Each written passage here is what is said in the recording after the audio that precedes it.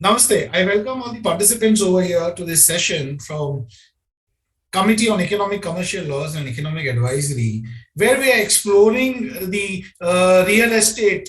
We are trying to help out reach the members, the participants who are coming here, so that they are able to get knowledge from here and also would be able to practice in the particular area and obviously have hands on that. So I welcome you all on behalf of Shri C. Dr. Rajkumar Arukia, Chairman of CECL as well as CPE Committee, and Vice Chairman, Sir, CA Hansraj Chodu. Here we have got CA Sumit Kapure, who is here to give insights on what real estate is. You should know his background so that you understand what is his area of practice and what expertise he can add to you all.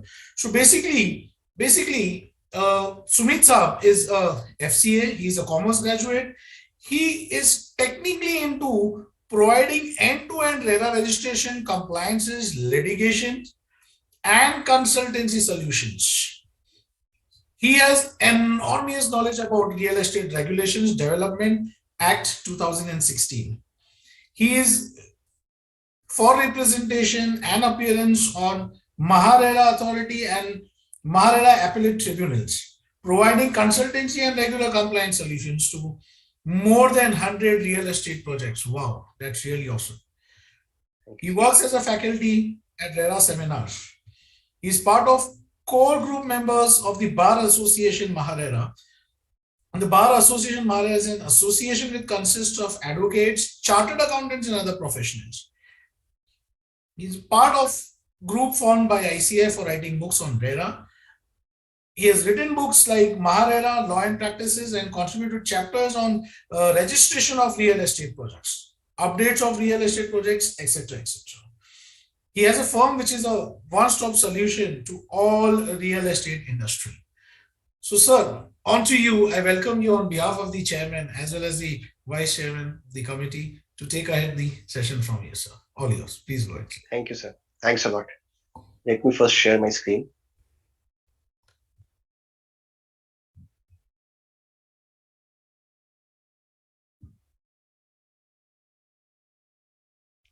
I hope the PPT is visible to everybody. It is visible, sir. It is visible. It is visible. Yeah. Okay. If at all my voice is not audible or PPT is not visible, please stop me then and there in the session, and we can fix it. Okay. So very warm good afternoon to. Yes, sir. You can see the chat box for the same. Not an issue, sir. We'll also tell you. Okay. So very warm good afternoon to everybody. Today's our topic is about overview of the RERA appeals, mediation, and tribunals. Considering that the attendance for this session must be from all over India, I have not confined today's discussion to the RERA, or for that matter, any state RERA. We'll be exploring, we'll be going through the provisions of the Central Act applicable with respect to appeals, mediations, and tribunals, procedures, and then, if time permits, we'll also go through the case laws. Landmark judgments that are delivered by the Honorable Supreme Court of India. First of all, the most important part of today's session is about Section 56 of the Real Estate Regulation and Development Act. So Section 56 gives all chartered accountant a right of representation on behalf of their clients with the RERA authority as well as RERA Appellate Tribunal. We'll just go through the text of Section 56. The applicant or appellant may either appear in person or authorize one or more chartered accountants or company secretaries or cost accountants or legal practitioners or any of its officers to present his or its case before the appellate tribunal or the regulatory authority or the adjudicating officer, as the case may be. An explanation is inserted. A chartered accountant means a chartered accountant as defined in clause B of subsection 1 of section 2 of Chartered Accountants Act 1949, or for any other law for the time being force. That means all of us. So we have been conferred this right by way of Section 56 of the Act, that we can represent on behalf of the applicant or appellant. And recently, because of one of the case law, the word respondent is also submitted into this section. It was a technical query, interesting query. Just I'll share with all of you. The contention of one of the applicant in the High Court was that Section 56 says that the applicant or appellant either appear in person or authorize one or more persons. So it means that only applicant and appellant has this right. Respondent, that is, the other party doesn't have this right. Therefore, court, by way of court order, it is amended, and now it is like the applicant or appellant or respondent can exercise this right. So we all, as a chartered accountants, have this new avenue of practice wherein we can understand the matters and represent the matter before the honorable RERA authority or honorable appellate tribunals across the states. So going ahead, authority and tribunal, which is mainly tribunal, which is our subject today. So section 43 to 48 of the Real Estate Regulation and Development Act 2016 makes it mandatory for state governments to establish their respective real estate appellate tribunals, that is REITs, within 1 year of its enactment in 2016. The purpose of establishing an appellate tribunal, which is quasi-judicial body, is to enable an aggrieved party to appeal against the decision of the state's real estate regulatory authority, that is RERA. So in that dispute resolution mechanism, it is the first authority wherein first appeal authority. Second appeal will be with the High Court. First appeal authority is RERA tribunal.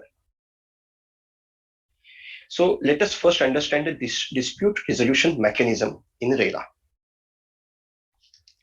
Dispute resolution mechanism. So the very basis of the dispute resolution starts from section 31 of the Act. That is the Act which enables a complainant to file complaint with the regulatory authority in the manner as specified. So we all are aware that the Real Estate Regulation and Development Act 2016 is a central act, an act enacted by the central government of India. And states are given liberty to formulate their own rules and regulations based on the act which is centrally legislated. Therefore, this section 31 is same across all the country. But it goes on saying that complaint can be filed under section 31 of the Act with the Real Estate Regulatory Authority in the manner as specified. But how to file that complaint, that has been left to the states. So it can be filed online, it can be filed physically, whatever, depends on the rules and regulations enacted by the respective states, respective state RERA authorities. Then, once a complaint is filed with the RERA authority, then it is obligatory on the part of RERA authority to dispose of the complaint within 60 days from the date of filing of the complaint. If RERA authority for any reason fails to dispose of the matter within 60 days, then RERA authority has to record a reason in the writing for not doing so or for failure to dispose of the complaint within 60 days.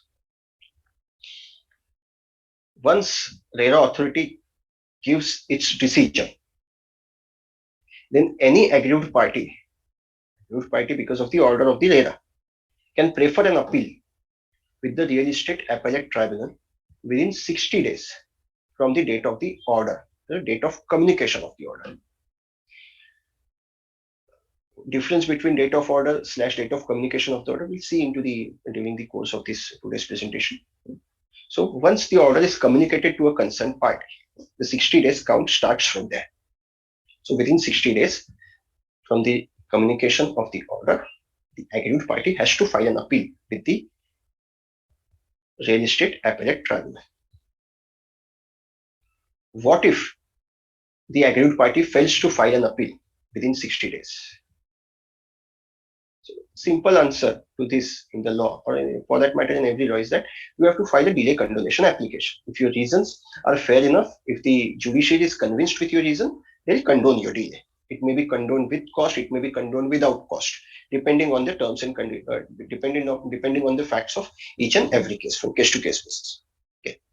Then once an appeal is filed with the real estate appellate tribunal, then it is also obligatory on the part of real estate appellate tribunal also that it has to dispose of the appeal within 60 days. That means filing of appeal, completion of pleadings, final arguments, and then decision. Everything has to be completed within 60 days. If it fails to dispose of the appeal within 60 days, again, real estate appellate tribunal also has to record the reasons in writing for failure of doing so. Once the matter is disposed of by the real estate appellate tribunal, aggrieved party can prefer second appeal with the High Court within 60 days from the date of communication of the order of the real estate appellate tribunal. So, 3 layers. First is filing of the complaint with the RERA authority. Within 60 days, RERA authority has to dispose of the matter. Once the matter is disposed of, aggrieved party can make an appeal within 60 days with the appellate tribunal, first appeal. Again, appellate tribunal also has to dispose of the matter within 60 days. Again, once the matter is disposed of by the appellate tribunal, the aggrieved party again can prefer a second appeal within 60 days from the date of communication of the order of the real estate appellate tribunal. So 60, 60, 60. Within ideally within 180 days, the matter should reach to the doors of the High Court. Practically, there are many difficulties in this, but then this is what is given in the law or in the act. Now, going ahead, let us look into the section 31 of the act, because it is a starting point of the litigation complaint, and then it comes to the appeal. So it is important, in my opinion, it is very important to understand section 31 first, then we can understand the intricacies of the appeals and the mediations. So section 31, it provides that any aggrieved person may file a complaint with the authority or the adjudicating officer, as the case may be, for any violation or contravention of the provisions of this act or the rules and regulations made thereunder against any promoter, allottee, or real estate agent, as the case may be. So there are three important factors as far as section 31 is concerned. First important factor is aggrieved person, any aggrieved person. So the person who is filing the complaint, that is complainant, must be an aggrieved person, must be an interested person. If some project is getting delayed, so any XYZ person cannot go to RERA and file a complaint. The person who has bought the flat into the project can only file a complaint.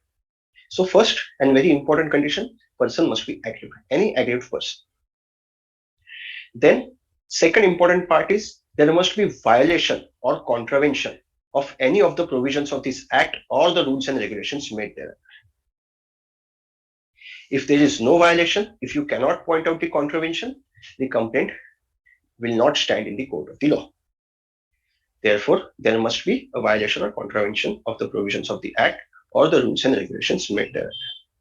Third important part is that the complaint can be filed against promoter, allottee, or the real estate agent only.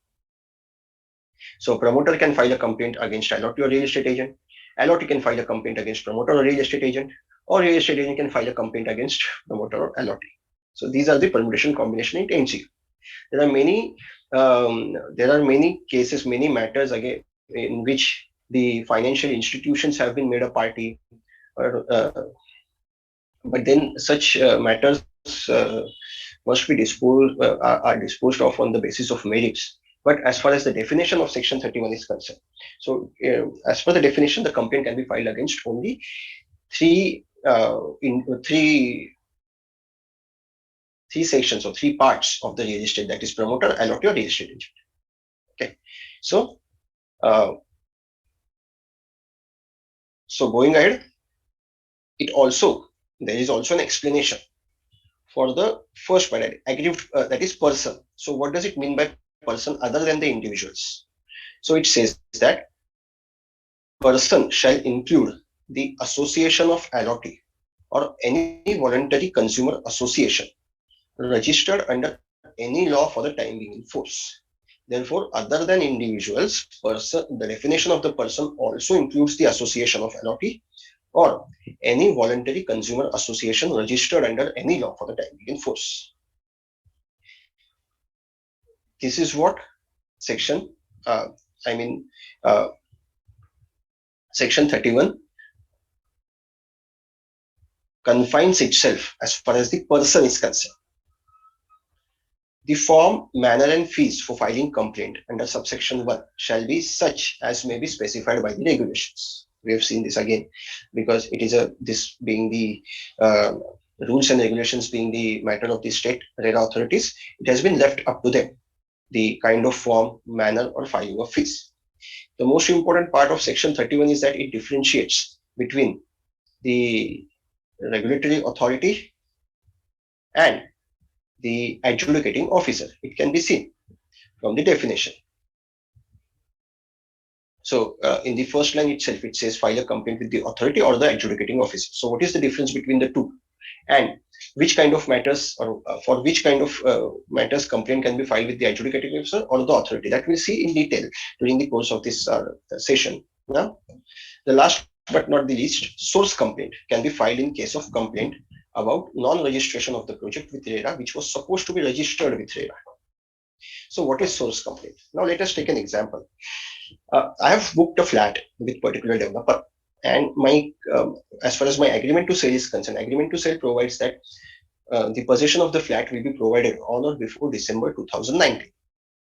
So cause of action for filing complaint under section 18 arrives at 1st January 2020. But on that day, when I tried filing complaint with the RERA authority, I realized that the project itself is not registered. Now what to do?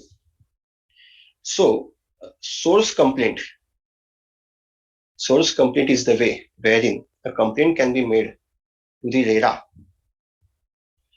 The complainant has to prove or has to justify that a particular project is liable to be registered as far as section 3 subsection 2 of the Real Estate Regulation and Development Act 2016 is concerned, but the project is not registered in violation of section 3. So if the RERA authority is convinced about the complaint and about the arguments made in the complaint, it will either reject the complaint, or it will either direct the promoter to register itself with the RERA, and also may impose the penalty, may not impose the penalty, fine, whatever. So the source complaint is the way by which such non-registered project can be brought under the ambit of the RERA by compelling those projects to register themselves with RERA. So source complaint is a very important device or given in the hands of the allottees. So once the source complaint is filed, and let us say my complaints stands good, and authority issues an order that the promoter has to register itself with the RERA. So in that case, I'll have to again file another complaint wherein I have to specify that there is a delayed possession and I want to apply for the interest. So that is another part, but try to understand the source complaint. Okay, so again, just a quick revision. Section 31, very three important parts: aggrieved person, violation of act, rules and regulations, and third, complaint can be filed only against promoter, allotee, real estate agent. What is per person? The definition of the person includes the association of allotee or any voluntary consumer association registered under any act. The forms and manner of filing the complaint is done by way of enacting rules and regulation. It is left to the discretion of the state authorities. And source complaint for bringing the unregistered project into the ambit of the RERA. Now, moving ahead, let us go through the relevant provisions of the Act, relevant provisions of the Chapter 7 of the Act, which caters to the Real Estate Appellate Tribunal. So, Section 43, Establishment of Real Estate Appellate Tribunal. Within a period of 1 year from the date of coming into force of this Act, the Real Estate Appellate Tribunal shall be established. one appellate tribunal can be established for more than 2 states of union territories. So, as far as the RERA is concerned, Maharashtra Real Estate Appellate Tribunal. Maharashtra Real Estate Appellate Tribunal is an appellate tribunal for Goa state as well. Of course, Daman and Diu are also covered union territories. But then, as far as states are concerned, if anybody aggrieved by the order of Goa Real Estate Regulatory Authority has to file an appeal, they'll have to file an appeal with the Maharashtra Real Estate Appellate Tribunal. Therefore, Maharashtra Appellate Tribunal works as an appellate tribunal for Maharashtra state as well as Goa state. Every bench of the appellate tribunal shall consist of at least one judicial member and one administrative or technical member. So, how to appoint, how these chairman, judicial member, and technical members are appointed, and what are their qualifications? We'll see that now. Any person aggrieved by any direction or decision or order made by the authority or by an adjudicant officer under this act may prefer an appeal before the appellate tribunal having jurisdiction over the matter. Right. The most important part or the soul of the, I must say, the appellate tribunal is the first proviso to section 43.5 of the act. What does this first proviso to section 43.5 of the act provides? So, provided that where a promoter files an appeal with the appellate tribunal, it shall not be entertained without the promoter first having deposited with the appellate tribunal at least 30% of the penalty or such higher percentage as the case may be determined by the appellate tribunal, or the total amount to be paid to the allottee, including interest and compensation imposed on him, if any, or with both, as the case may be, before the said appeal is heard. So, like income tax, when we go and file an appeal with the Commissioner of Appeals, we have to pay a certain amount, like 20% of the total demand, which is raised by the income tax officer. So, in the same manner, where a promoter files an appeal, so it is very important. First provision to section 43.5 of the Act is applicable only when promoter files an appeal. If the appeal is filed by the allottee, then first provision to section 43.5 of the Act is not applicable. This is very important. Then the promoter has to deposit at least 30% of the penalty. It is at least 30% or such higher percentage. So it is left at the discretion of the appellate tribunal, at the good conscientiousness of the, I must say, of the members of the appellate tribunal, or such higher percentage, or the total amount to be paid to the allottee, including interest and compensation imposed on him, if any, or with both, as the case may be, before the said appeal is heard. So I'll just give you a small illustration. Let us say someone file a complaint, allottee file a complaint with the RERA authority, that is lower court, RERA authority. RERA authority directed the promoter to pay rupees 50 lakh. That is, the complaint was filed for the for withdrawing from the project. That is, the allottee want to withdraw from the project, and allottee want all the money, whatever money paid to the developer, along with the interest, refunded along with the interest. So let us assume, very hypothetically, that 50 lakhs were paid by the allottee, and authority ordered 10 lakhs as an interest. So total 60 lakh plus 1 lakh rupees penalty was also imposed on the part of the promoter.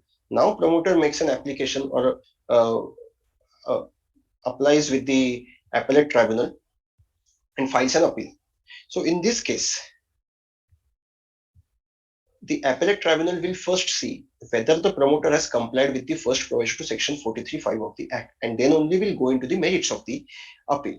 If promoter fails to comply with this provision, then the appeal will not be entertained. The appeal will not be heard on the merits at all.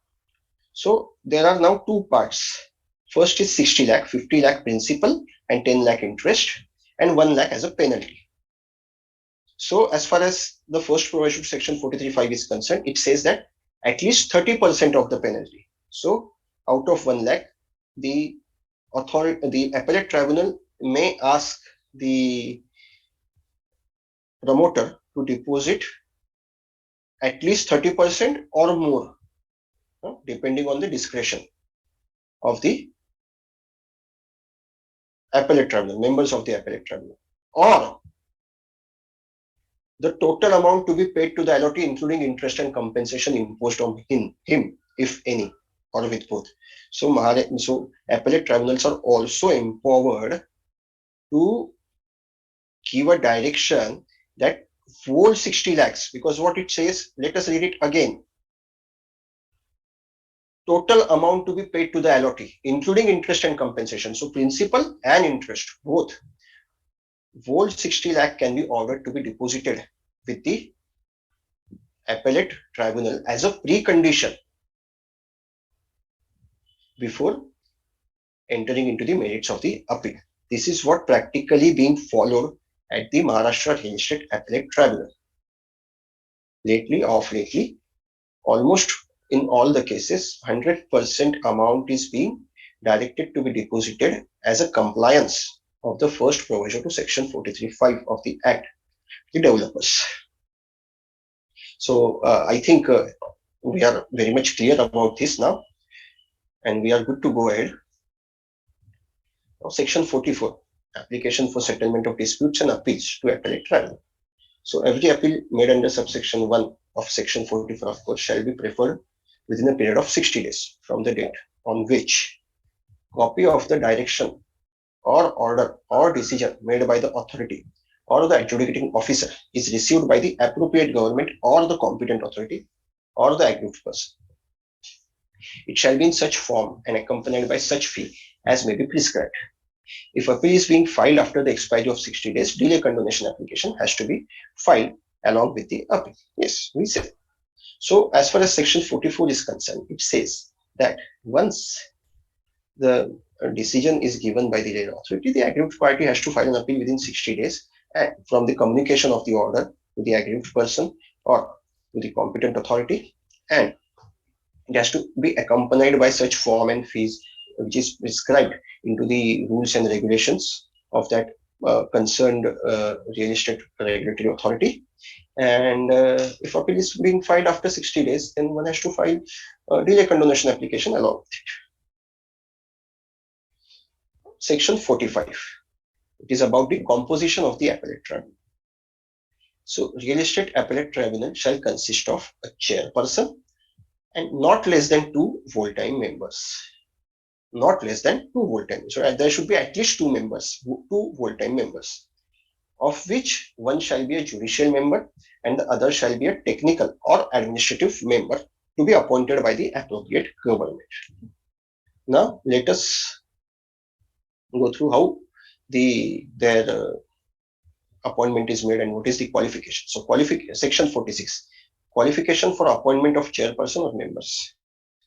So, in the case of chairperson, is or has been a judge of the High Court. So, chairperson has to be the sitting judge or retired judge of the High Court. Such person only is eligible to be a chairperson of the Real Estate Appellate Tribunal. Then the chairperson of the Appellate Tribunal shall be appointed by the appropriate government in consultation with Chief Justice of the High Court or his nominee. So, concerned jurisdictional High Court, Chief Justice of that particular High Court must be consulted before the appointment of the chairperson. Now, members shall be appointed by a selection committee. So, selection committee shall consist of Chief Justice of the High Court, Housing Secretary, and Law Secretary. In case where there is no ministry with the name Housing Ministry in that particular state, so whichever ministry which deals with the housing field of that particular state, the secretary of that particular ministry shall be the part of the selection committee. So these three members shall form a selection committee, and they will choose they'll appoint the members in the appellate tribunal. Now, section 46, qualification for appointment of chairperson of members. In case of judicial member, he has held a judicial office in the territory of India for at least 15 years, or has been a member of the Indian Legal Service and has held a post of additional secretary of that service or any equivalent post or has been an advocate for at least 20 years with experience in dealing with real estate matters. So as far as judicial member is concerned, must be holding judicial office in the India for at least 15 years, or the member is from the administration, that is Indian Legal Services, or an advocate 20 years. As far as technical or administrative member is concerned, so the person who is well versed in the field of urban development, housing, real estate development, infrastructure, economics, planning, law, commerce, accountancy, industry, management, public affairs, or administration, and possesses experience of at least 20 years in the field, or who has held a post in the central government or the state government equivalent to the post of additional secretary to the government of India, or an equivalent post in the central government, or, or an equivalent post in the state government. So the person from the administrative services also can be appointed. Most of the RERA persons from the administrative services are appointed as a technical or administrative member.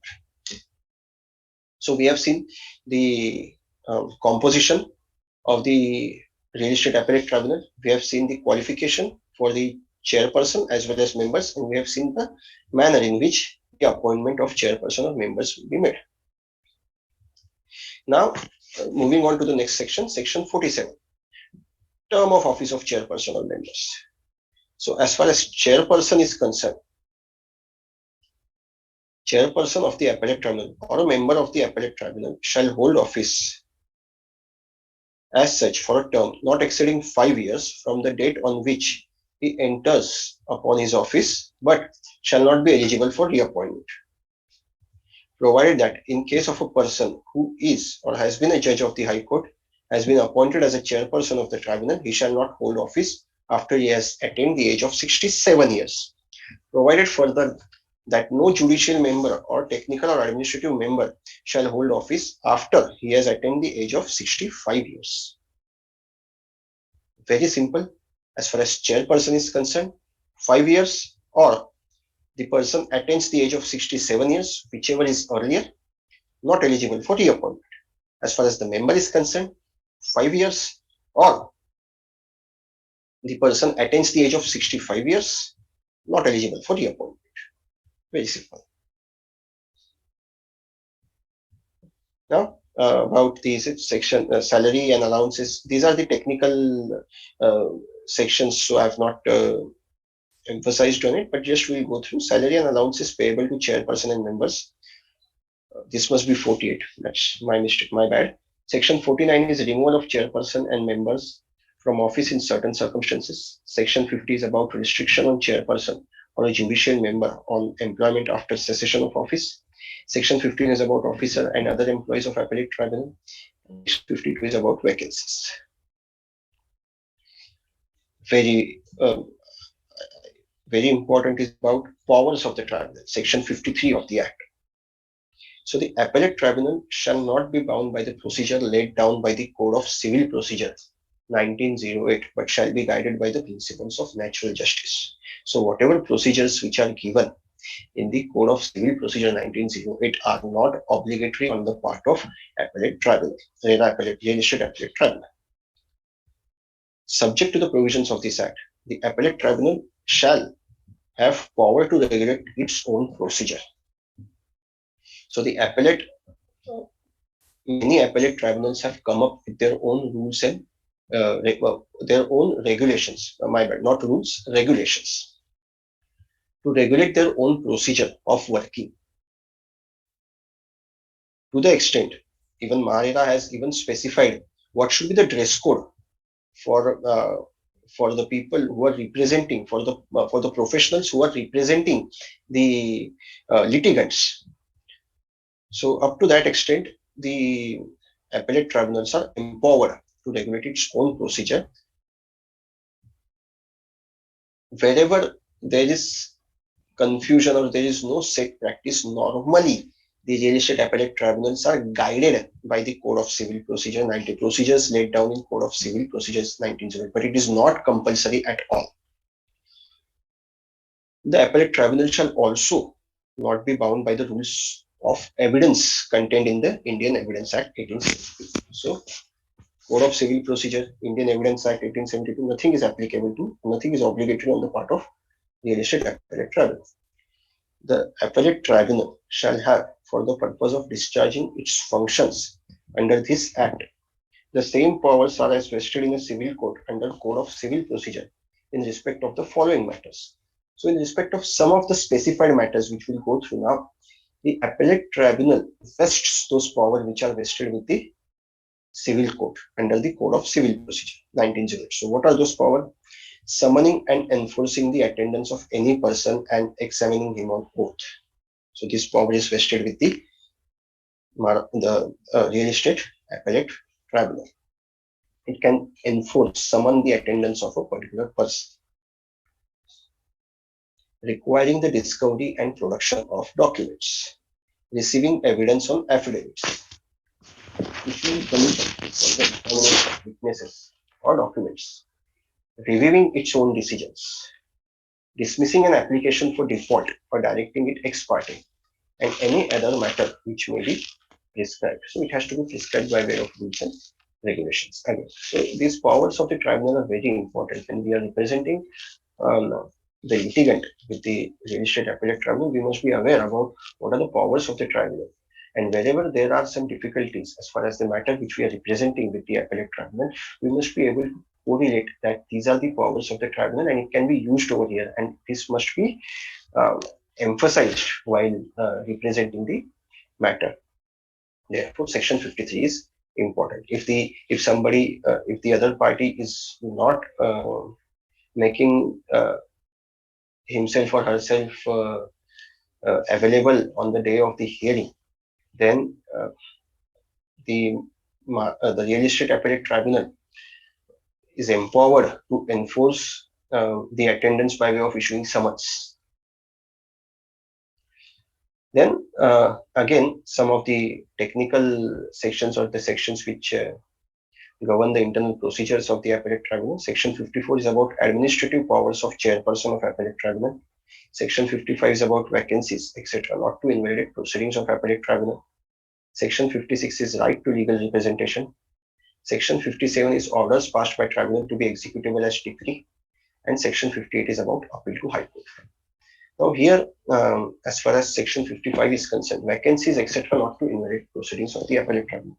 For this, I would like to quote a very interesting matter which actually took place at the Maharashtra Real Estate Appellate Tribunal, and of course, for that matter, in other state Real Estate Appellate Tribunal also.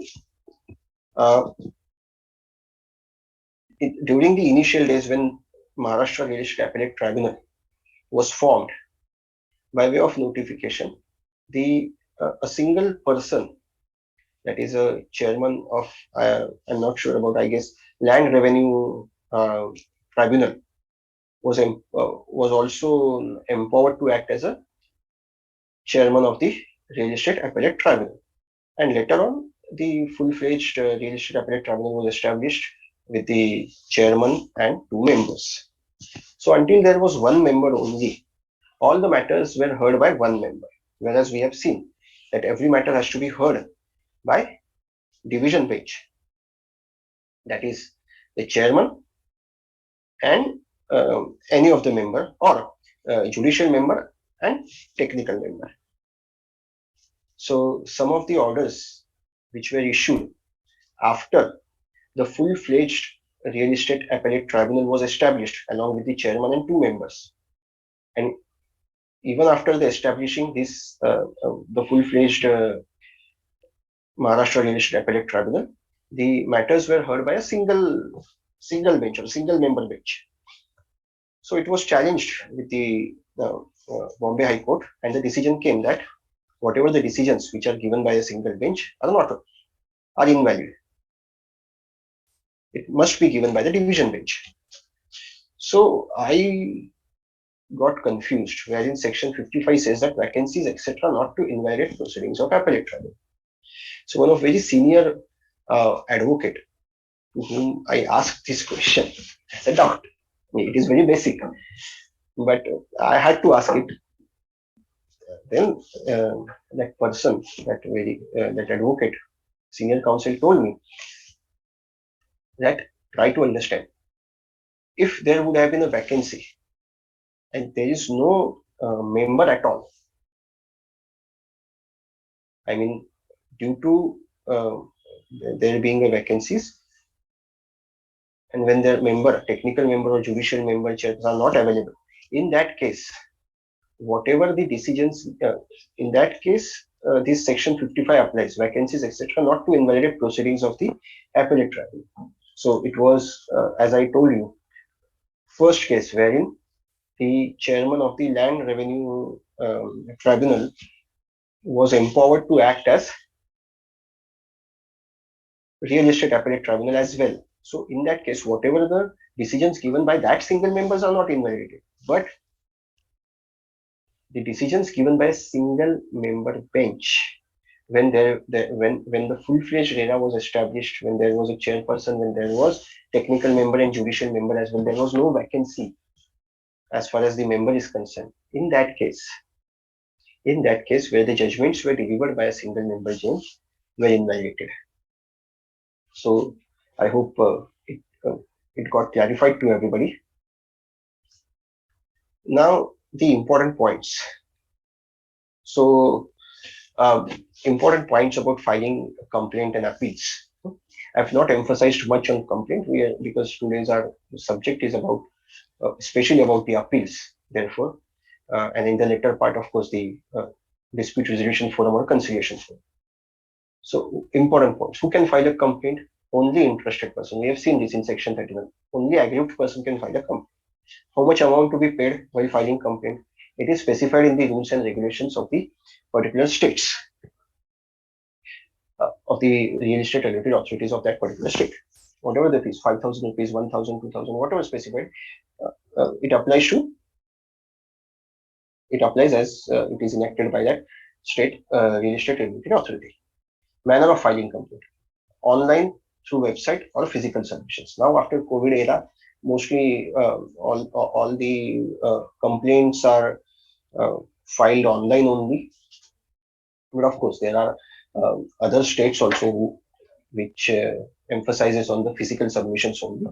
Even the Maharashtra Real Estate Appellate Tribunal emphasizes on the physical submissions only. Formats are as specified in the rules and regulations.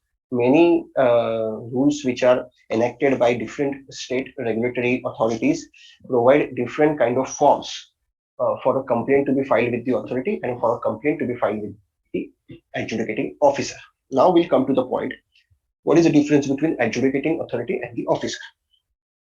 So adjudicating authority, the person who is eligible to be appointed as an adjudicating authority must have held judicial office for at least 15 years in India. Why so? Because the authority which vests with the adjudicating officer is adjudging compensation for the complaints filed under section 12, 14, 18, and 19 of the RERA Act. Section 12 is about the veracity of the advertisement. Section 15 is about the change in the approved plans and defect liability. Section 18 is about delayed possession and failure to comply with the terms and conditions of the agreement to sale. And section 19 is about rights and duties of the allottees.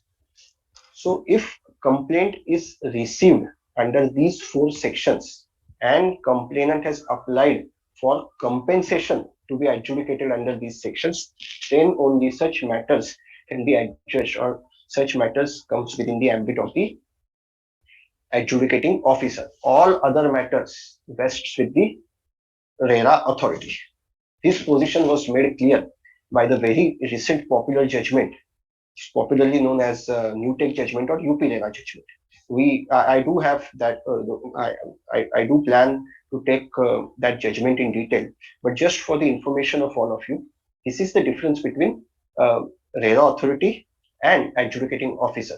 Why adjudicating? The logic behind adjudicating officer being from the judicial background is that the mind must be judicially trained while adjudging compensation. And that's why it is made compulsory that adjudicating officer must be from the judicial background, must have held the judicial office for at least 15 years in India. All other matters other than adjudging compensation under these four sections must be decided by the RERA authority. There are many matters which are decided by the um, um, adjudicating officer, but which are ultra vires the power or the jurisdiction of the adjudicating officer. Relevant formats of the forms are provided in the relevant rules. Yes, as far as the Maharashtra is concerned, Maharashtra RERA is concerned, they have specified two forms: Form A for filing complaint with the authority, and Form B for filing complaint with the adjudicating officer. Forum shopping is not allowed by law, hence complainant will have to give declaration at the time of filing complaint that the same matter, same case is not pending before any other forum, example consumer court.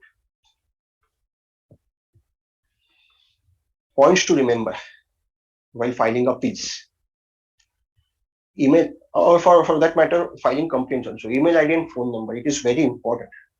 Nowadays, post COVID era, almost all the hearings are virtual hearings, online hearings. Therefore, all the links to attend such hearings are sent on the email IDs. All the communication about the next hearing date is also sent on the email ID. So while giving this email ID and phone number, one must be very vigilant that this email ID must be checked at each and every time to get an update about the appeal or complaint filed by the complainant. One set of complaint appeal should be served on the respondent. One full set which is submitted with the RERA authority or the appellate tribunal must be served upon the other side, or else they'll get a chance. The other side may come up saying that I've just got the documents, I've not gone through, so give me some time.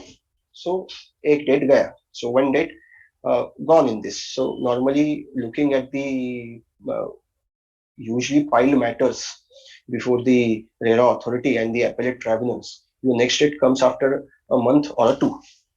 So to avoid such kind of delays, one set of complaint or appeal should be served in advance on the other side respondent. Address of the appellant respondent should be complete, because the other side also needs to serve their rejoinder or sub rejoinder upon you.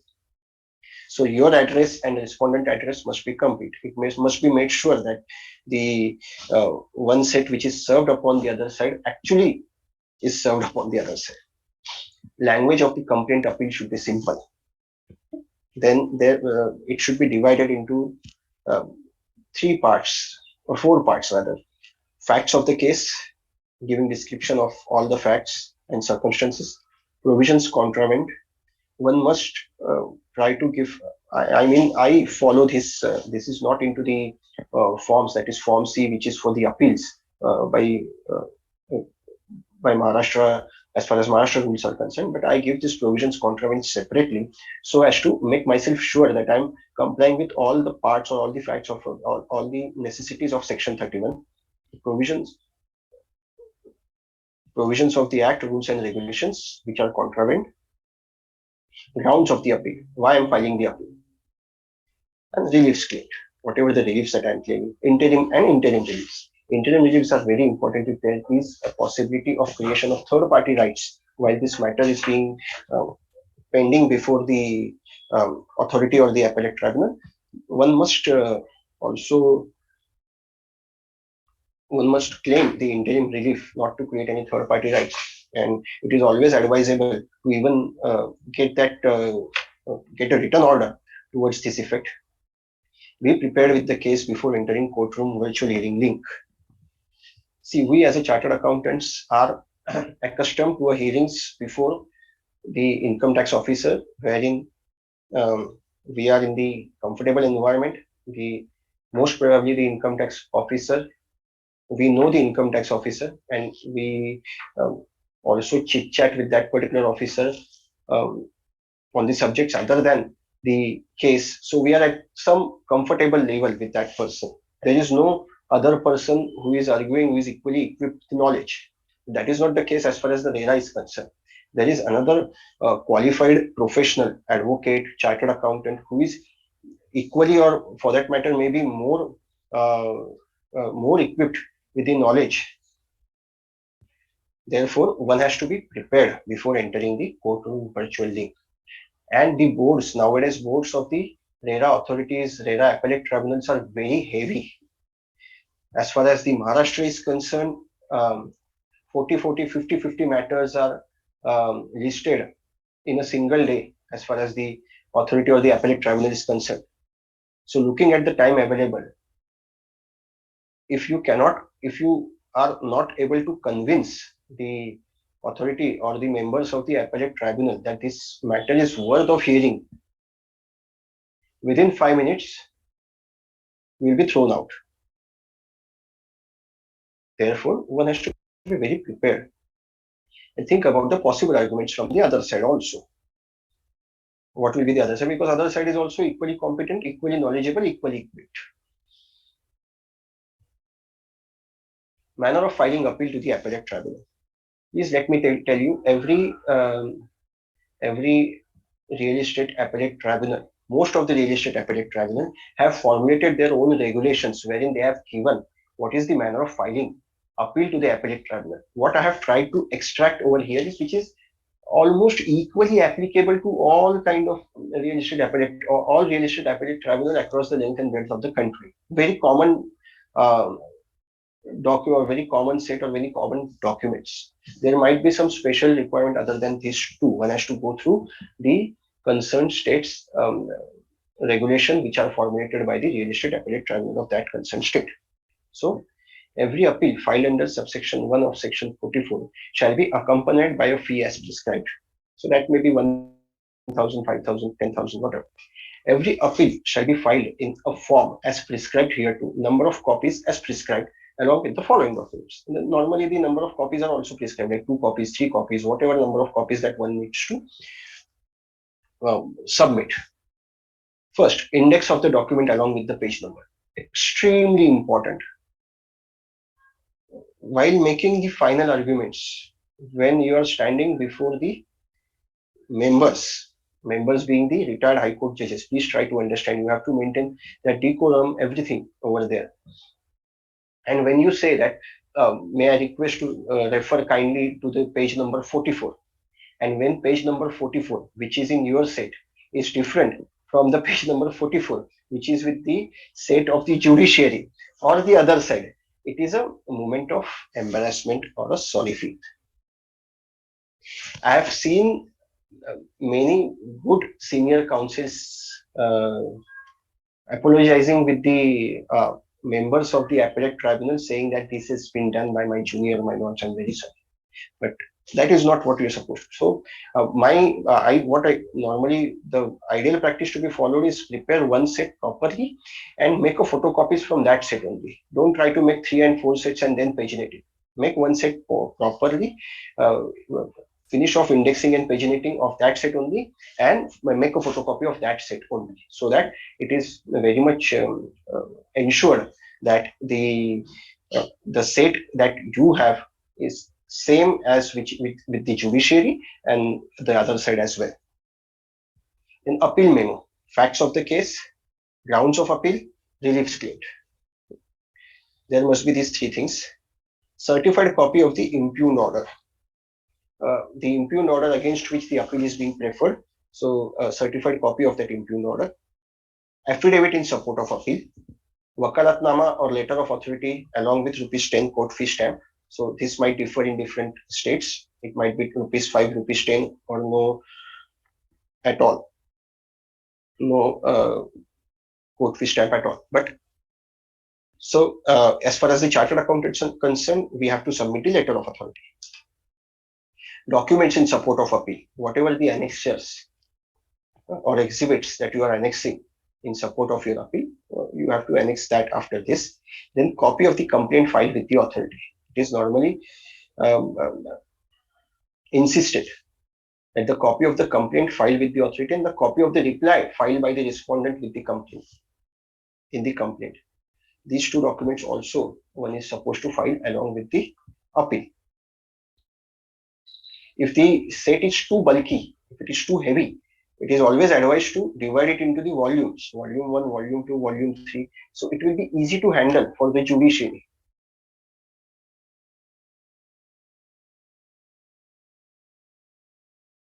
Now, steps of hearing at the appellate tribunal. First is, of course, filing of the appeal. Once the appeal is filed, then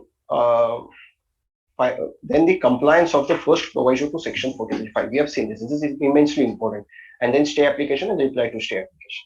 Stage number 2 and stage number 3 are applicable only when the appeal is filed by the promoter, because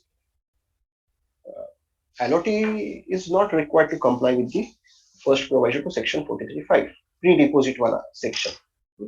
So filing of the appeal, then the promoter has to submit to the appellate tribunal that it has complied with the first provision to section 43.5. Appellate tribunal directs the promoter to deposit particular percentage of money or 100% of the money with the appellate tribunal. Once this money is deposited with the registry, they normally give the acknowledgement or document. That document is submitted with the appellate tribunal, and the compliance report is submitted, of course, on the other side too.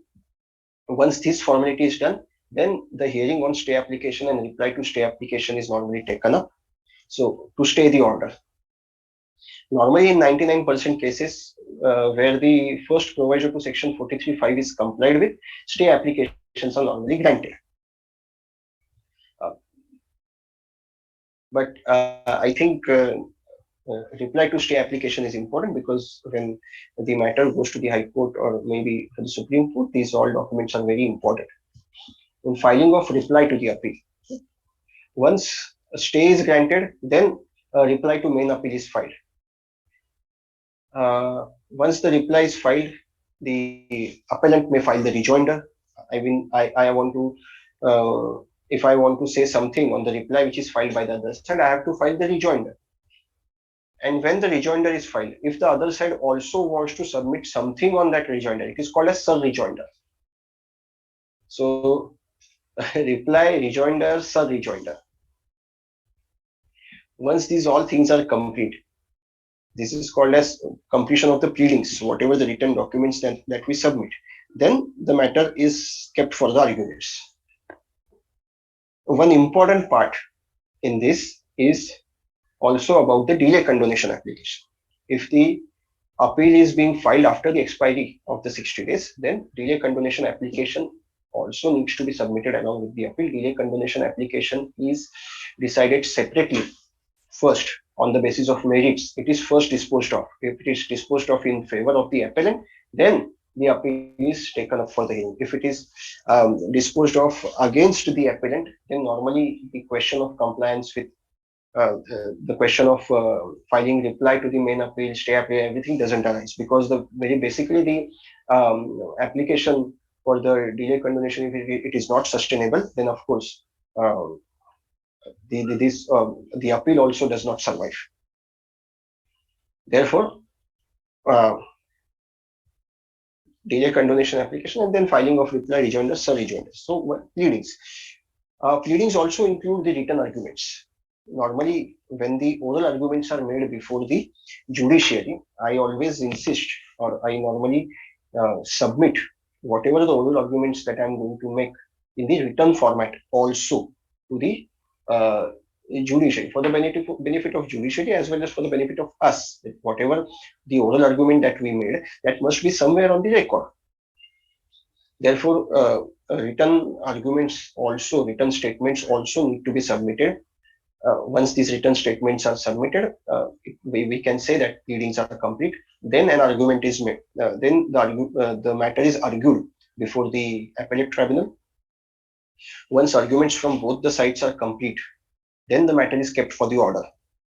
On the day of the order, it is normally told that on this particular date, the order shall be pronounced.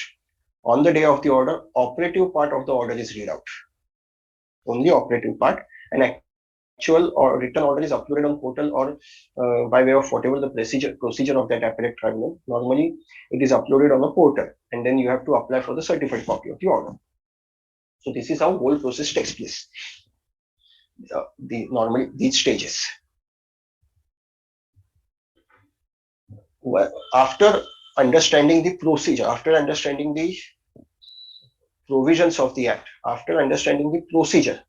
Now, for an example matter, I have taken up section 18 of the Act to analyze, because vast jurisprudence is pending all over the country for this section 18 only before various RERA authorities and appellate tribunals.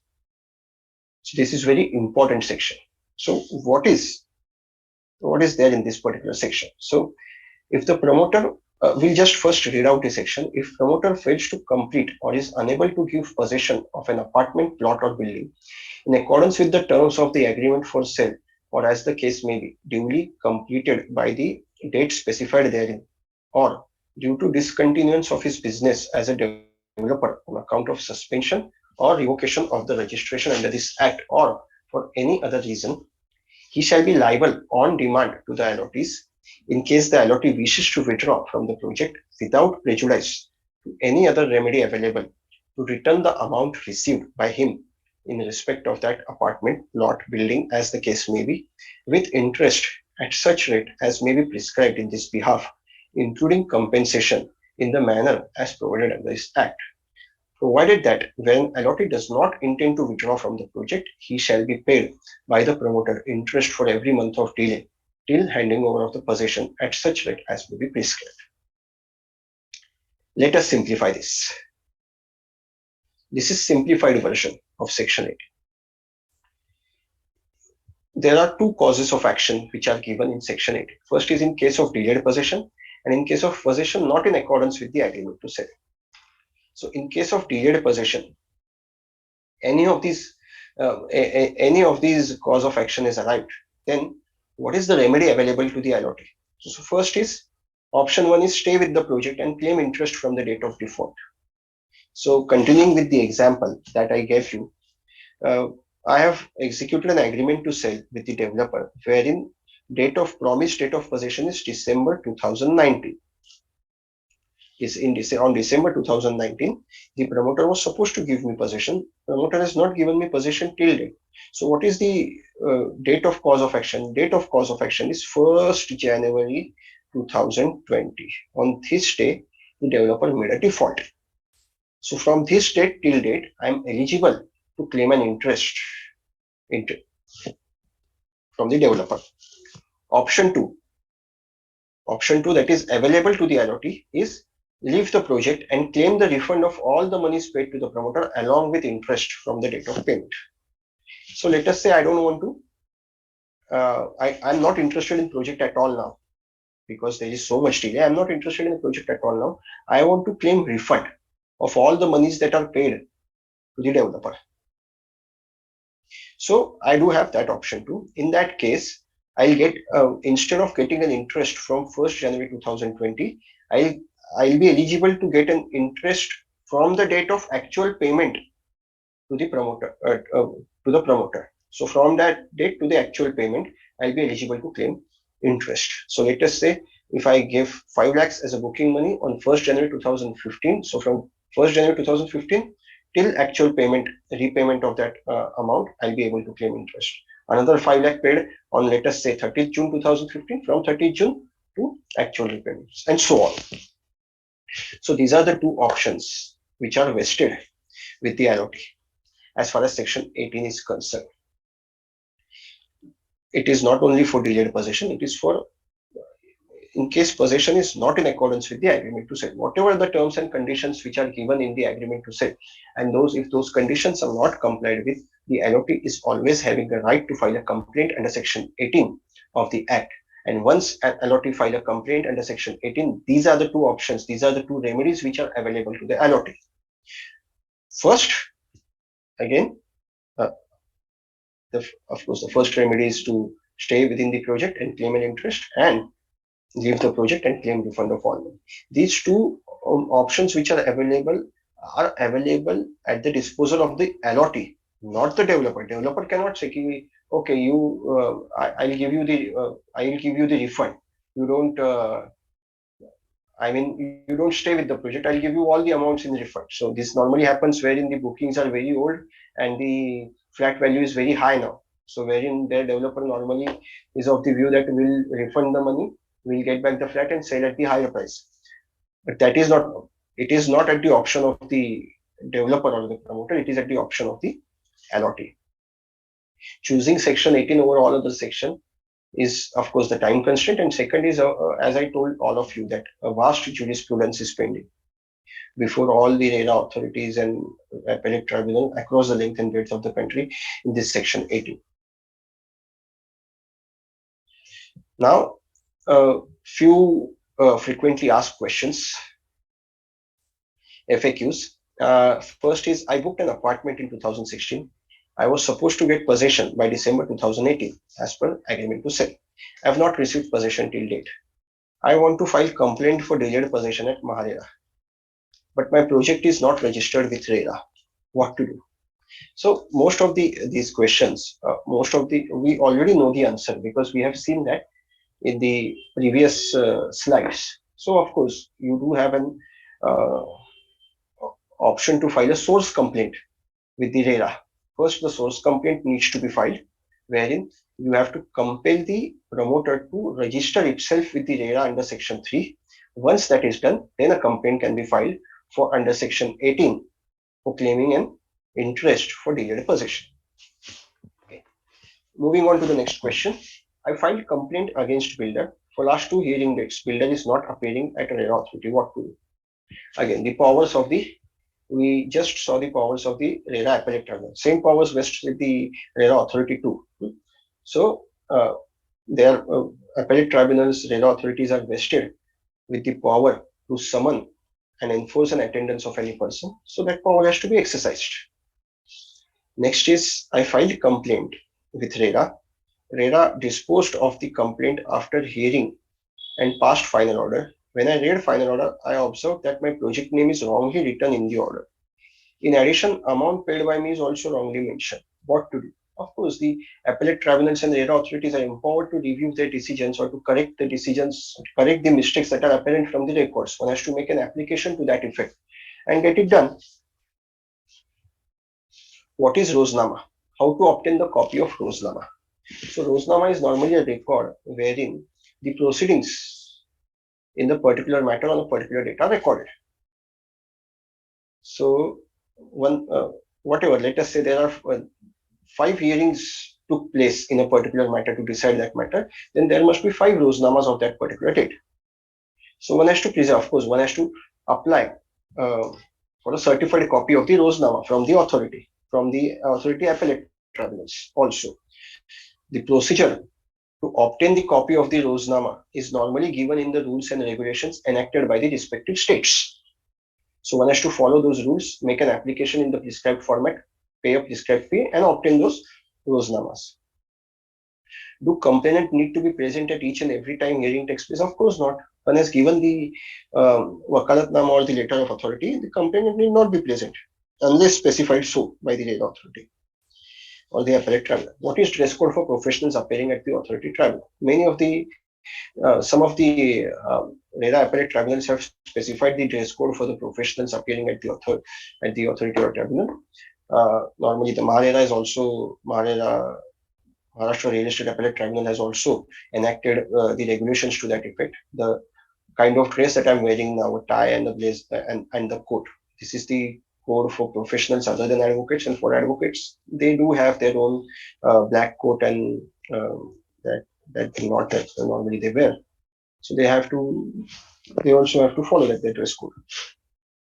Order has been passed in my favor. Builder is directed to pay refund within 30 days. He has not paid the same even after 2 months, nor he has filed appeal. What to do? So in such cases, there is something called as execution. One has to apply for the execution of the orders. Execution of the order given by the RERA. RERA is empowered to execute its order. So then, and normally, whatever the amount which is supposed to be paid by the developer are recoverable as if those outstandings are land revenue arrears. So there is a procedure, set procedure for this. One has to follow that. I am an allottee. Very important question. And last question. I am an allottee. I don't want to get into long drawn litigations with builder, developer. Can RERA help me? Yes, of course, RERA can help you. if you don't want to get into a long-term litigations. How? So the answer is conciliation forum. Section 32 Section 32 clause G denotes that real estate regulatory authorities are supposed to undertake measures to facilitate amicable conciliation of disputes between the promoters and allottees through dispute settlement forum set up by the consumer or promoter associations. So it is Section 32G provides for establishment of such conciliation forum for speedy dispute redressal. So Maharashtra RERA was the first RERA amongst all in the country to establish such kind of conciliation forum. And then, of course, many state regulatory authorities now have established conciliation forums to facilitate amicable settlement of the disputes. Composition and functioning of such conciliation forums are directed by respective state real estate regulatory authorities by way of rules, regulations, or circulars. Normally, the states have issued the circulars to this effect, which provides the functioning and composition of the conciliation forums. Some have enacted the rules or regulations. As far as the Maharashtra Conciliation Forum is concerned, now it consists of two persons. First person is from the developer fraternity, from developers organization, and second is from the Grahak Panchayat, consumer organization. Normally, these two people sit together and try to reconcile the matter. So I have gathered information about some of the conciliation and dispute resolution forums. Of course, one of them is Maharashtra RERA, another is RERA, Karnataka RERA, and another is UP RERA, Uttar Pradesh RERA. So we'll go through all the information. I have restricted myself while giving this information to only that information which is given by the RERA on their authorized websites by way of their annual reports only.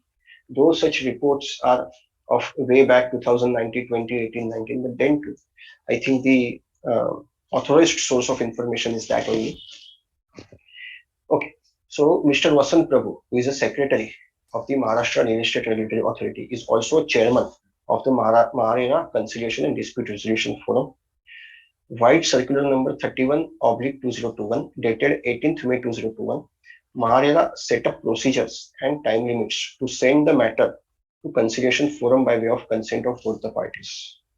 Alternatively, complaint can be filed online with payment of ₹1,000 directly to conciliation forum. In such case, conciliation request made by complainant has to be accepted by promoter. So, try to understand there are two ways of approaching conciliation and dispute resolution forum as far as the Maharera is concerned, and almost for all, of course, for all the conciliation and dispute resolution forum across the all states. Two ways. First way is directly filing a complaint with the conciliation forum in a particular format and making prescribed payment. For Maharera, it is ₹1,000. For Karnataka RERA, it is ₹500. Even for Karnataka, in case of Karnataka RERA, it is when the other party accepts such conciliation request, then only ₹500 are charged. Okay, nonetheless. So this is first part, directly filing a complaint with the conciliation forum. But in that case, the request for conciliation has to be accepted by the developer or the promoter. If such request is not accepted within the prescribed time, if it is not accepted, then the complainant has to go with the regular filing of regular complaint with the RERA authority under Section 31 of the Act. Second way of approaching the conciliation forum is regular complaint is filed under Section 31 to the RERA authority. When the matter comes up for the hearing, then a request is made with the consent of both the parties to send the matter to try the conciliation, and if it fails, then to come back to the RERA authority. So these are the two ways through which the conciliation and dispute resolution forums can be approached. Now, complaint is heard by panel consisting of representative from consumer association, representative from promoter association.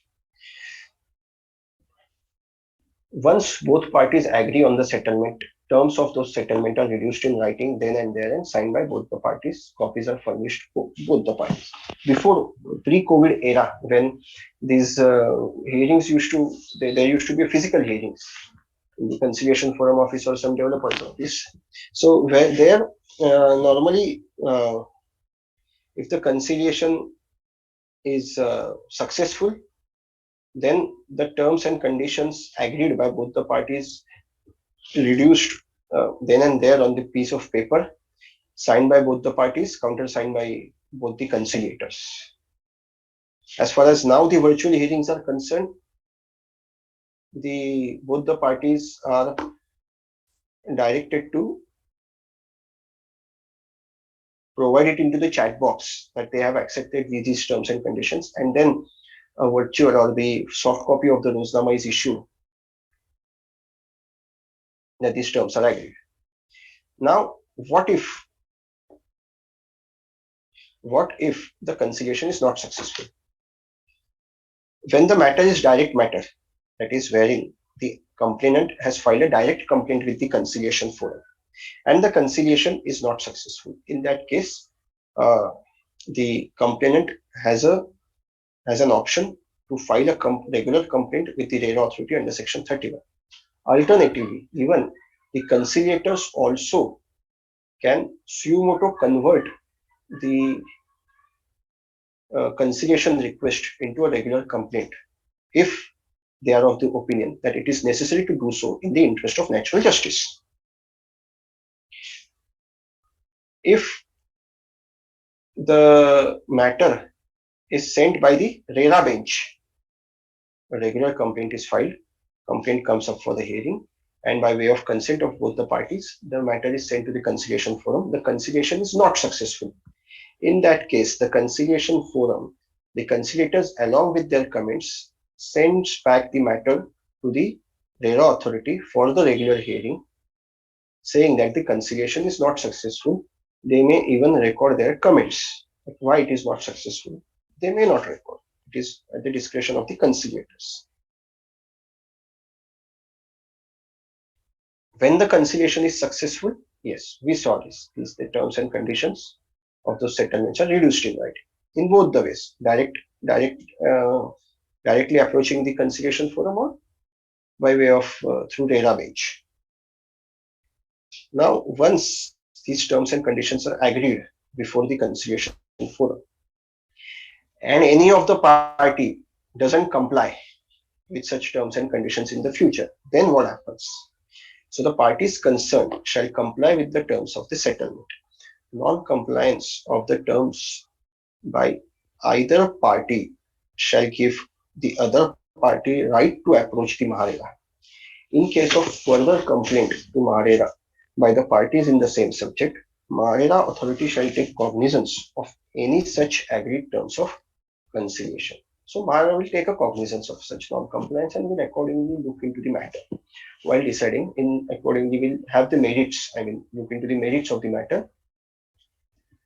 And this also will be a point that there is a non-compliance on any of the part of the resort to arbitral or judicial proceedings. The parties shall not initiate during the conciliation proceeding any arbitral or judicial proceedings in respect of the dispute that is subject matter of the conciliation proceedings, except that a party may initiate arbitral or judicial proceedings wherein his opinion such proceedings are necessary for preserving his rights. So, what is the position at Maharera? I have extracted this through Maharera annual report from the year 1920. So, at Maharera, 4 members are operational at authority level, including one at Pune. More than 14,000 complaints received by Maharera, out of which around 9,200 complaints are disposed of. Full bench of 3 members is constituted as Maharera Appellate Tribunal along with the division benches. As per the annual report published by Maharera for financial year 1920, about 1095 cases have been received with consent, of which 648 cases uh, out of which 648 matters are disposed of, and 554, uh, 648 cases fees is not been paid, and 554 have been disposed of. And Appellate Tribunal also received 825 appeals this year and disposed 465 appeals. 648 matters pending, 454 disposed of. This is the position at RERA as far as the annual report of 1920, year 1920 is concerned. Now coming up to the UP-RERA. Again, this position or whatever the information which is extracted from the annual report of 2018-19. That is the only report which is available on the official website of UP-RERA. So the UP-RERA authority took a 2-day study tour of RERA to understand its best practices and to adopt a conciliation mechanism. So RERA being pioneer of the conciliation forums, the UP-RERA authority took a 2-day study tour to the RERA to understand its best practices. The UP-RERA authority, with the concurrence of the government, laid down the guidelines for conciliation forum via its order dated 31st December 2018. Copy of this order is available on the official website of the UP-RERA.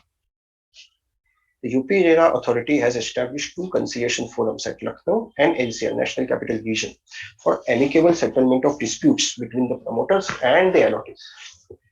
The authority has appointed 2 senior retired civil officers as conciliation consultants at Lucknow and Greater Noida to establish forums which are progressively becoming popular for ensuring rapid and amicable settlement of the disputes.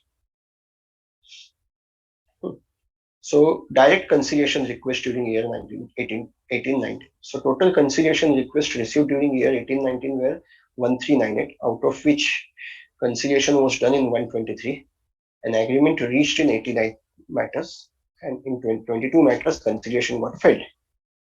And transferred conciliation requests, that is matters which are transferred from the RERA authority to conciliation forum during the year 18-19, transferred from bench were 292, out of which in 196 matter conciliation was done, and in 167 matters agreement reached. Failed matters were 22. Position at Karnataka RERA. So Karnataka Real Estate Regulatory Authority (KRERA) established conciliation forum via its circular number 51 2019-20 dated 25th November 2019. Again, the copy of this circular is available on the official website of Karnataka RERA.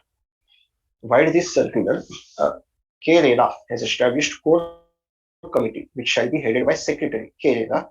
It also provides for roles and responsibilities of core committee as well as conciliators. It is provided that KRERA conciliation cell shall operate from KRERA office only, that too on Saturdays. Payment of rupees 500 should be made by complainant for filing complaint request with conciliation cell. Alternatively, complaints can be referred by bench of Karnataka RERA conciliation cell. So normally, this conciliation forum being informal forum, it is experienced that the matters are settled in a more speedy nature, and when it is by the agreement, the question of long drawn litigation doesn't arise. I think we do have enough time. We'll go through the landmark judgment also. I have compiled only 2 judgments of the Honorable Supreme Court of India, which are relevant and I think important. One is the suo motu writ petition number 3 of 2020. This particular matter is important for all kinds of matters pending before various courts and tribunals in the country, because it is about the condonation of the delay. So during the first wave of COVID-19, an application or the writ petition, suo motu writ petition was filed before the an application was filed before the Honorable Supreme Court of India by Supreme Court Advocates on Record Association, which was converted into suo motu writ petition for claiming relief as far as the period of limitation is concerned in all proceedings before all courts and tribunals in the light of the COVID-19 pandemic and various restrictions imposed by various governments in various areas. Therefore, the Supreme Court of India um, extended the period of limitation in all proceedings before all courts tribunals, including Supreme Court, from 15th March 2020 till 14th March 2021. Okay, this is about condonation of the period, that 60 days or any kind of period, limitation period, which is given in any kind of law. Then again, second wave of COVID came. Surge in COVID-19 cases after 14th March 21. So again, Supreme Court of Advocates and Record Association filed MA number, miscellaneous application number 665/2021 to seek restoration of the order. Restoration of the order which was given in first wave of COVID from 15 March to 14 March 21. So resultantly, the above said period got extended till 2nd October 2021. So from 14th March 2021, it got extended till 2nd October 2021. Then the final order came. Because of Omicron and other variants, as other variants of the virus started spreading, application was once again made to extend the above mentioned period. Taking into consideration the arguments advanced by applicants in this matter, the Honorable Supreme Court of India extended the limitation period from 15th March 20 to 28th February 2022. So this order was in force till the February month in this year. So calculation of balance period based on this limitation as per this final order. So it is directed that the period from 15th March 20 till 28th February 2022 shall stand excluded for the purpose of limitation as may be prescribed under any general or special laws in respect of all judicial or quasi-judicial proceedings. In cases where the limitation would have expired during the period between 15th March 20 till 20th February 2022, notwithstanding the actual balance period of limitation remaining, all persons shall have a limitation period of 90 days from 1st March 22. In the event the actual balance period of limitation remaining with effect from 1st March 22 is greater than 90 days, that longer period shall apply. So this particular order is very important and very useful in all kinds of litigation where there is a condonation of delay or where there is a question of limitation period. Copy of this particular order is available on the net. One can go and search for it and they'll get it. Now the most important decision given by the apex court of this country. It is about Mrs. New Tech Promoters and Developers Private Limited versus State of UP, Uttar Pradesh and others. This landmark judgment is more popularly known as New Tech judgment or the UP RERA judgment. And it has an impact all over the country, this decision. So let us go through this. Facts of the case. In this case, home buyers were aggrieved as a failure of a builder to deliver the possession as per agreement to sale executed. So delayed possession was a case about section 18 of the act. To get relief, home buyers filed complaint with UP RERA authority. UP RERA authority gave decision in favor of the home buyers and directed developer to refund all the amounts to home buyers along with the interest as prescribed. Aggrieved by such order of UP RERA, developer, New Tech Promoters and Developers Private Limited challenged the order. Developer was asked to refund all the amounts to home buyers along with the interest. When such order was challenged, rather than challenging the order with the UP RERA Appellate Tribunal, developer filed an appeal with the High Court of Allahabad under Article 228 and 227 of the Constitution of India and challenged the jurisdiction of the single member of the authority for passing such an order for the refund. So some grounds were specified by the developer, and rather than filing first appeal with the Appellate Tribunal, UP RERA Appellate Tribunal, it directly resorted to the second appeal, that is with the Allahabad High Court under Article 226 and 227 of the Constitution of India, and challenged the order on certain grounds. Now, developer also challenged pre-deposit under Section 43(5) of the Act. High Court of Allahabad found no merits and dismissed the writ petition of the developer. The developer filed an appeal before the Honorable Supreme Court of India. So matter went into the Supreme Court. Now, there, after the brief arguments, the judgment of the Supreme Court of India came as under. Now, 5 questions were formulated while giving a decision, and they were answered accordingly. So the first question is whether the Act 2016 is retrospective or retroactive in its operation, and what will be its legal consequence if tested on the anvil of the Constitution of India. So the court focused on Section 3 of the RERA in relation to any ongoing projects that began prior to the Act and for which no completion certificate had been granted. The Act was intended to apply not just to projects that were yet to begin after the Act became effective, but also to current projects for which the completion project had not been obtained. As a result, the Act was retroactive. Try to understand the difference between retrospective and retroactive. Projects that have already been finished or for which a completion certificate had been issued were not included in its fold. So it is not retrospective. Therefore, any vested or accrued rights remained unaffected. Simultaneously, it would apply after registering current and future projects under Section 3 in order to proactively follow the statute's objective. Had it not been done in that way, it is in the comments, in the brief comments by the Honorable Supreme Court, it goes on observing, it went on saying that in the paramount interest of the industry as well as allottees, it is very important to bring in all the ongoing projects into the ambit of the RERA and retroactively apply the provisions of the Act to the ongoing and upcoming projects, new projects. Therefore, the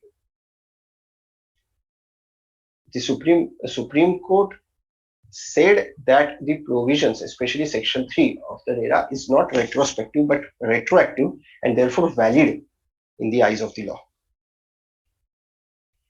Then the next question, very important, second question, whether the authority has a jurisdiction to direct return refund of the amount to the allottee under Section 12, 14, 18 and 19 of the Act, or the jurisdiction exclusively lies with the adjudicating officer under Section 71 of it. Therefore,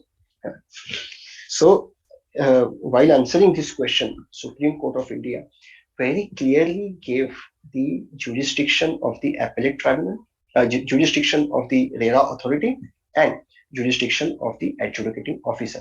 That we saw, adjudging the compensation which is given under Section 12, 14, 18, 19 is the only ambit or only jurisdiction of the adjudicating officer. Rest of the things lies with the RERA authority. So let us go through the summary. If the promoter has not given over possession, the allottee is entitled to a refund of the price and compensation. The judgment explained that regulatory authority has a jurisdiction over the claim for refund of amount on demand under Section 18 subsection 1 and 19 subsection 4 of the Act.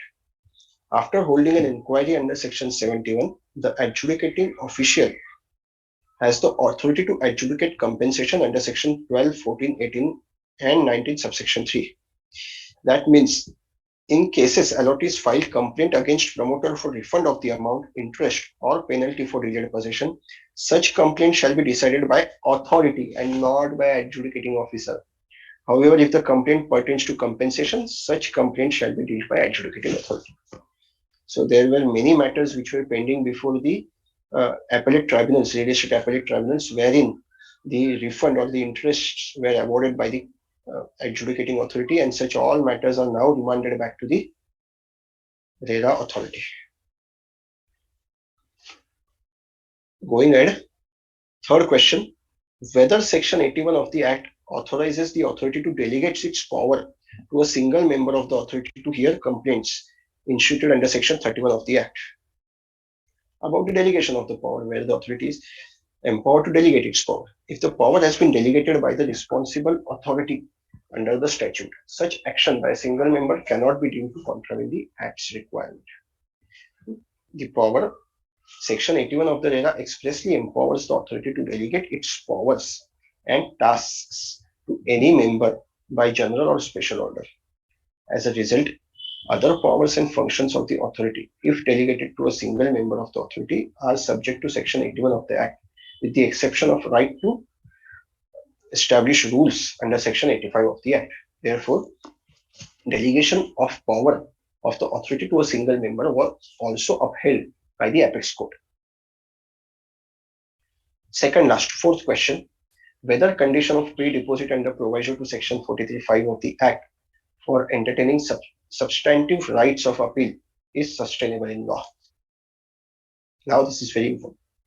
If the promoter wants to file an appeal with the tribunal and the appeal is later dismissed, it will be difficult for the allottee to recover the amount assessed by the authority. The provision for pre-deposit is important to avoid the issue of recovering the amount that has been established by the authority, in fact. Therefore, the importance of section under provision to section 43(5) was emphasized, and the logic behind this was given by the Supreme Court.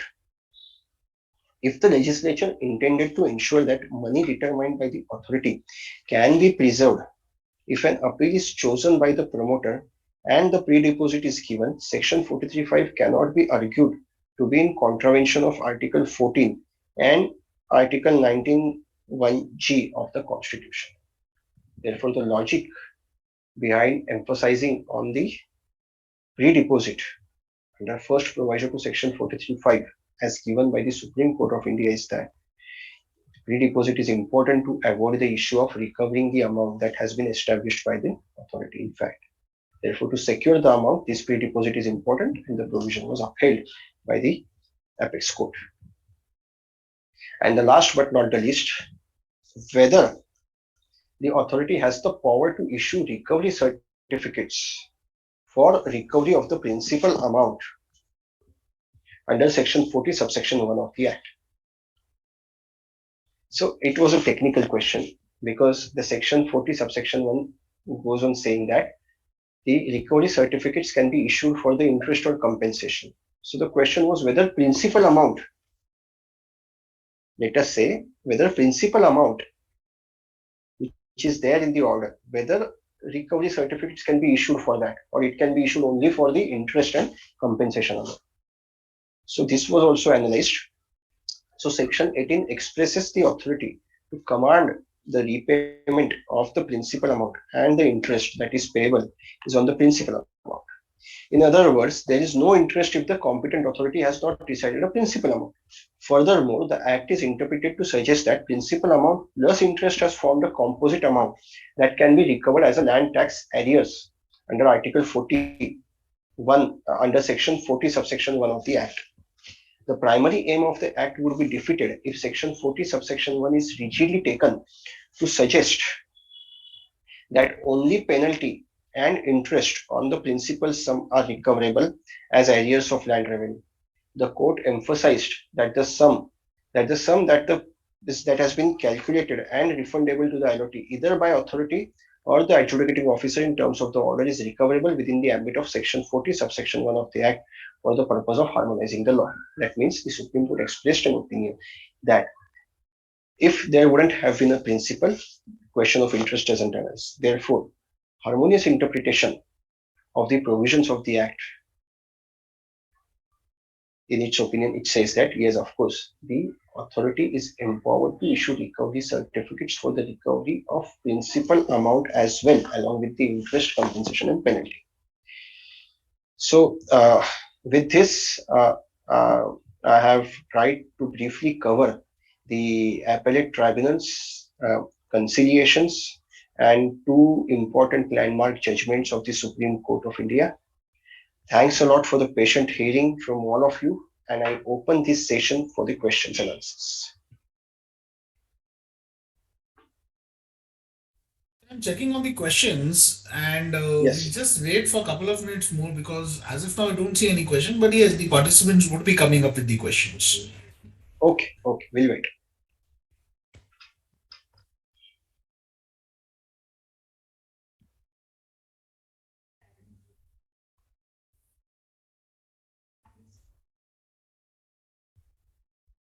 I've shared the PPT already, so if you wish to share it with the So that will go participants. ahead, not an issue. Sir.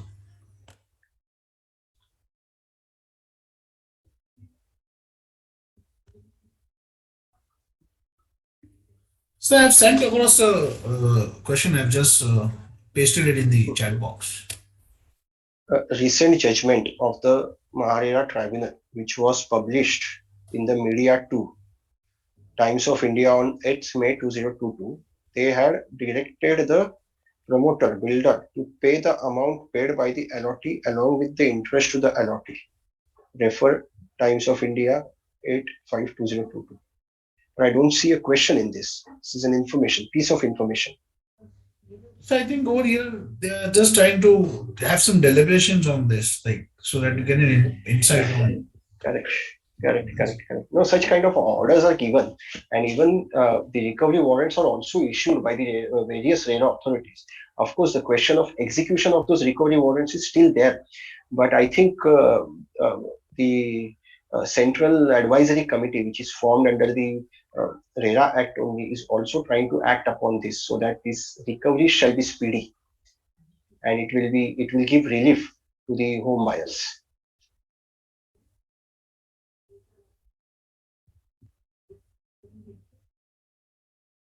So how do you suggest the the members over here to be due diligent when they are dealing with the the especially for the developer side, there are certain requirements Okay, where they should stamp and give the acknowledgement, and which I have seen in the past sessions also that usually the members don't see it; they just go ahead by doing it. Like you send it in the evening, and tomorrow morning the details are stamped and sent across. So this is something very correct. important. We always want our members to be due diligent, and certain parameters which you want to set for them to look into this. It's correct. See, before the existence of the RERA Act, there was no transparency. The basic object of the Real Estate Regulation and Development Act 2016 is to bring transparency. Therefore, many important documents, it is obligatory on the part of promoter to upload many important documents on the public view of the RERA website. Therefore, one can go on such website and check those documents, whether the flat or shop, which whatever the allotment that you are booking, whether there is a commencement certificate for that particular flat or shop. If let us say what are the if there are any litigations against the developer, such litigations are also published in that public forum. So one has to go and read out about it. There is a column of past experience also, wherein the developer is supposed to provide an information about his or her past experiences and what was the promised date of possession and what was the actual date of possession. A very important part. There are oral assurances given on the part of the developer that some project will be completed within this particular point of time, but actual RERA date is far away than that. So I would advise everybody to please be diligent on that particular date, the date which is given while registering the project on the Maharera webpage or the RERA webpage for that matter is very important because all the rights that accrue to the allottees for wrongdoing of the developer are from that date. Therefore, that date is very important. This is also one of the important parameters that one must look into. So just check if we have got some more questions over here. Okay.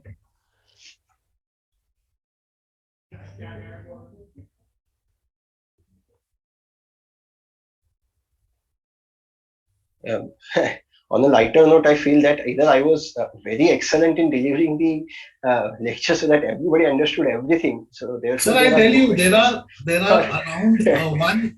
I'll tell you the exact figure. There are around 1,331 Oh my God. people wise. Oh. So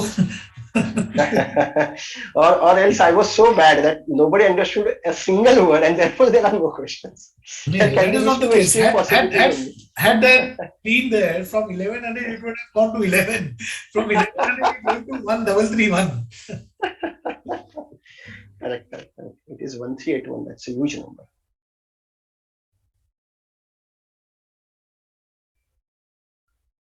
Give me a moment, sir. Just refresh and find out if there are more questions. Yes, Sure, sure. there's again a question. Okay.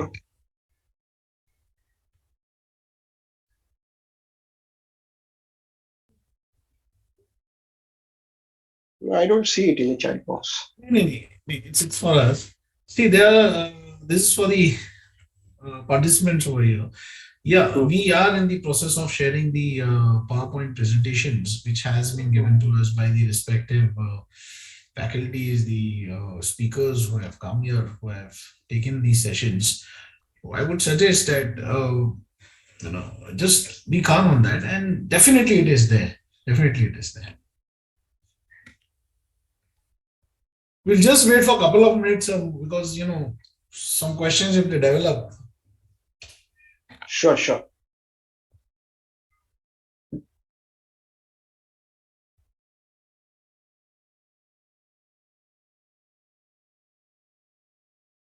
So in between, even if you can talk about, for especially the, real estate projects under the redevelopment, Hmm. and because it is really tough to get all the occupants or the tenants or the landlord under the same uh, umbrella to get the things done. And what is the role of a CA over there? Because a lot of things related to the financial soundness is required, and obviously that would come from a chartered accountant. So, how do you suggest the members to take that thing ahead, sir? See, as far as redevelopment or for that matter, even development is concerned, there are a lot of opportunities for the members, of course. Not only those opportunities are confined to the RERA, but also to the GST and income tax. As far as to be precise, for the redevelopment, there can be a chartered accountant who is having a good or working knowledge of the RERA can advise the society about their rights and obligations as far as the RERA is concerned. Normally, wherever there is a redevelopment, the name of the society is also registered while registering a project as a landowner promoter because the land on which the redevelopment is being taken place belongs to is in the name, is conveyed in the name of the society. Therefore, society is normally registered as a landowner promoter. So, as far as the landowner promoter society is concerned, what are the obligations, rights, and duties of the society as far as this registration is concerned? So, this is one of the opportunity, or I must say, it is one of the uh, important part which a CA can consult. Second thing is about more and more documents that are required to be updated on a regular basis to the on the on the public forum or on the public web page of the RERA, and such information is which is a public information and can be seen by anybody. So a good professional or a good chartered accountant can gather all those whatever the documents that are uploaded by the developer on its RERA web page, and can interpret and analyze it for the members or the developer. That is also one of the opportunity. Then of course, as far as the GST and income tax are concerned, I think that's the niche sector for us, for chartered accountants. That I don't need. I think I need to tell to the members about the same. So there Uh, are two questions that have come up again. I've just posted them. okay, okay. This is the first one that has come across, and one more question is being followed. What is the definition of the allotee if builder has not given anything on writing but only on the paper amount of flat amount adjusted against loan? That's a good and tricky question. The facts of the case in detail has to be looked in, but yes, of course, as far as the actual amount is being transferred from the allotee to the developer, then the transfer of such amount establishes the existence of the financial transaction. Now, whether this financial transaction is of the nature of the loan or the booking amount, that has to be very diligently decided, and uh, the facts of the case must be looked into. So let us say if such amount is given as a loan by the person to the developer, developer is accruing an interest in his books of accounts, paying TDS regularly. So it is very difficult to establish such amount as a booking amount. If nothing of that sort is there, and if there is some kind in writing, maybe mail or maybe as a piece of paper, what the gentleman is suggesting, if suppose something is there like this, then the other acts, as we say, the actions speak louder than words. Other acts like demanding more money linked to the progress of the project or something like that is, if there is any communication in this respect from the developer to the allottee, then it will be some way easier to prove that this particular money which was paid was towards the booking money and not as a loan.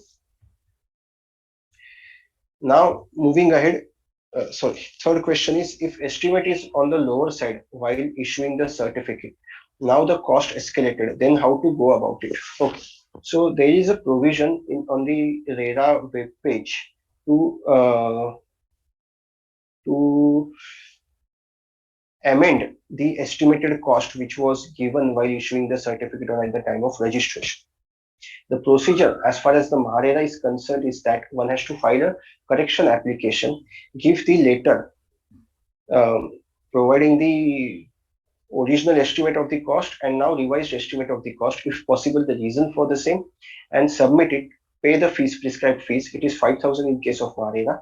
And then normally this application is scrutinized by 4 desks, that is desk 1, 2, 3, 4, and then uh, the cost get the amended cost gets the cost gets amended, estimated cost gets amended. Okay, I see another question. If the land is purchased 4 to 5 years earlier, the cost to be taken at the historic or the indexed cost for RERA registration taken up in the current year? See, for as far as the land cost is concerned, so the ready reckoner value of the land in which the first CC received, first commencement certificate received of that year, that should be taken as a land cost in the while issuing CA certificate, that is Form 3. This is as per the this is one of the circular issued by the Mahadev.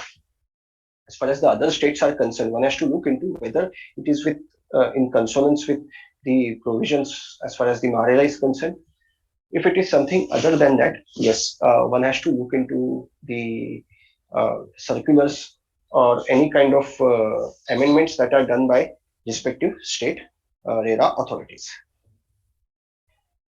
Occupation certificates are issued by the respective corporation and invariably by builders. Promoters can put the blame on the authorities for not getting the occupation certificate. See, there is something called as development control rules, DC rules, in which all these things are given. Unless some specified things are complied with, developer cannot apply for the occupancy certificate, because while applying for the occupancy certificate, it has to be accompanied by a certificate or a letter from the project architect giving certifying that the particular things like fire, then maybe backup generator, water tank, there are some things which are given in these development control rules which are supposed to be complete before such application is made. So an architect makes some such application and he certifies that these things are complete and perfectly complied with, and then only an application is made to the competent authority for grant of the occupancy certificate. Now, why this occupancy certificate is not granted even after complying with all the terms and conditions is a matter to be looked into case to case basis. If the uh, reasons which are given by the developer are convincing enough, and if it is not a mistake of the developer and occupancy certificate is pending due to maybe some reason which is beyond the control of the developer, then it might be a different issue. But basically, if all the terms and conditions for granting occupancy certificates are complied with, then maybe within the reasonable time, the competent authorities grant the occupancy certificate.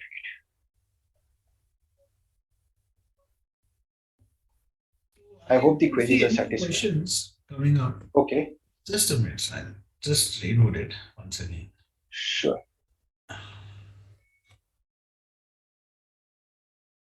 So I thank you on behalf of the Committee on Economic, Commercial Laws and Economic Advisory. On behalf of the chairman, CA Dr. Rajkumar Adukia Saab and CA Hansraj Chok, the Vice President Saab. And so this was really a very great session, really very Thank you, great. sir. And Thanks a especially lot. you took Thanks a lot for patience this. to answer the questions over here. And very nicely it went. In fact, you know, we encouraged and we asked the participants over here to come up with queries, and I could see a few queries were out of what you presented. In fact, one of them was not related to your today's topic also, but very nicely you attended, you contended, very I would say up to the utmost to us. So again, sir, really Thank you, thankful sir. to you, and I would request you as a speaker, as a mentor who has come over here, as a faculty who has come over here, and to our participants who are listening to me over here, that please encourage people to come up. You know what expertise you have, so please do come up. Write to us. The email numbers, email IDs, the mobile numbers are there on our website. You can write to the chairman, sir, directly for the CECL committee, CA Dr. Rajkumar Adukia. You can write to the chairman, sir, CA Hansraj Chok. And not only write, you should volunteer, I would suggest, so that we have got speakers from various areas: traditional, non-traditional, exceptional. You can come up with various ideas that this is what we should do, and obviously mentored through way of these lectures. So we do have such seminars by CCL on Fridays and by CPE committee on Saturdays, 4 to 6, and we need two speakers over there, we need moderators over there. So I would suggest, sir, you as well as C. Sumit Saab, you as well as the other participants over here, and with whole heart and full delight, I thank you once again, C. Thank you, Sumit sir. Saab, Thanks, sir. for enlightening us with such immense knowledge and awesome and wonderful PowerPoint presentation, which was very self-explanatory. Thank you so Thank you, much. sir. Thanks a lot.